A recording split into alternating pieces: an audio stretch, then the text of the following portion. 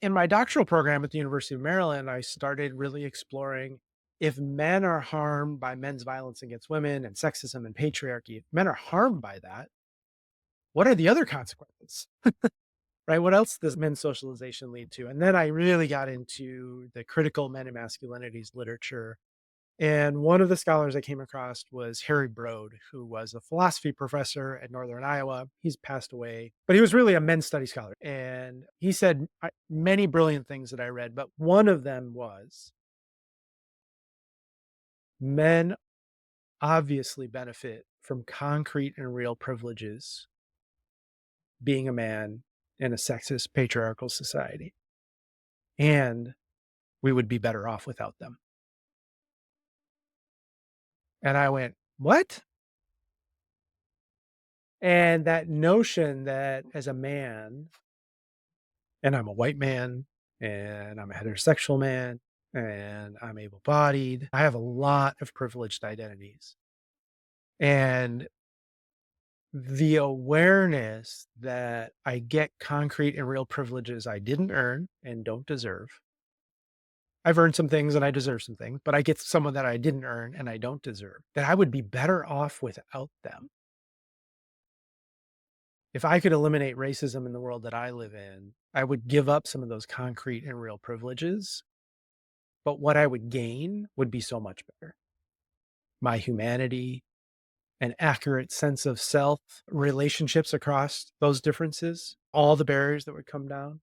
The world that I live in would be safer, crime would be down, taxes would be lower because more people would Hmm. be employed. They wouldn't be this cost of racism. How many incredible inventions didn't happen because we wouldn't let women or people of color in the room to be a part of the conversation, right? How much would my life be better if inventions, surgery, politicians, right, had happened? And so that, what I call enlightened self-interest, how people of dominance, of privilege, who benefit from the systems of oppression, if we can pay attention to the ways that we would be better off without those systems of oppression, that completely shifts how we engage and how we approach. Have you ever seen white people that are just bash white people? Oh, white people and the things white people have done throughout history. It's an abomination. I'm like, okay, yeah, As if they are not also a white yeah, person who is exactly. benefiting and Right, participating. right. Yeah. Yeah. Or men who just bash men, like, oh, can you believe Oh the shit man. men do? Oh my God, men are Hmm. The terrible. worst. Yeah. Okay. Okay. And I've done that. I've absolutely done that. So I'm not above all of this. But what I've noticed is when I'm in that place, I think people who experience marginalization, when they're in that place, they're really trying to distance themselves from people who have hurt them. Right. So when women bash men, they're trying to distance from men who have hurt them. Maybe men in their lives, maybe society, maybe men at large. When I do it, what I'm trying to do is I'm trying to distance myself from a previous version of myself that I can no longer be with. Mm. So when I bash white people, what I'm doing is I want distance from that version of me that said affirmative action is reverse racism, that I can no longer be with that perspective. And I'm ashamed that I once thought that. And so bashing white people is a great way to distance myself and say, but I'm one of the good ones. You can trust me. You can connect with me. You can be in relationship with me. You don't have to question my intentions. And so that's really separation. And when people give us feedback, hey, I love the talk, but I think that joke was a little sexist, then you get defensive because you're trying to prove I'm a good one. And that feedback is something to be defensive about because you're trying to maintain this perspective that I'm one of the good ones. No, you don't understand. I'm Mhm. Dr. Keith Edwards. I have a That's right. PhD. I started this thing and I've done. And every time I get defensive, at this point, I get defensive plenty. And I start in my head to run the resume. And when I get defensive and I start to think, run the resume, like I've no, that's my red flag. And that's when I try and move to this enlightened self-interest. So if someone comes up to me and says, love the talk. I thought that example was a little sexist. I go, get in touch with your enlightened self-interest.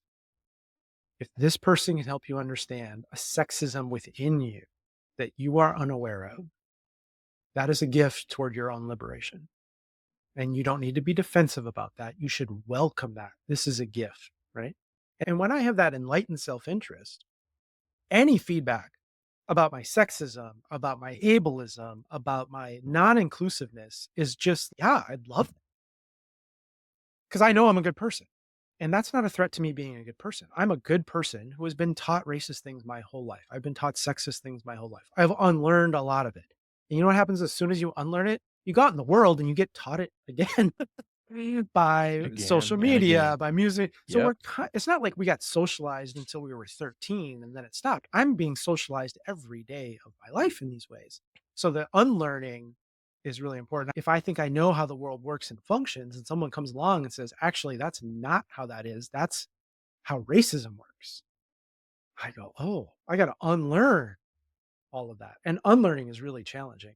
And then once you unlearn, then you get socialized and you got to relearn, you got to be reminded, you got to have another example, you got to read another Bell Hooks book, and then you got to see it play out here. And then you see it in this documentary, and then you see in this poem, and you're like, oh, and then you see a model of it.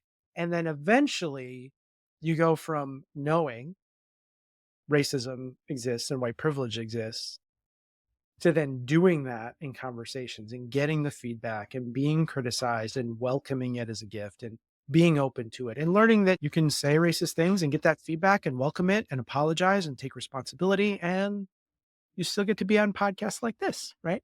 Or maybe you get to be on podcasts like this because of that, right?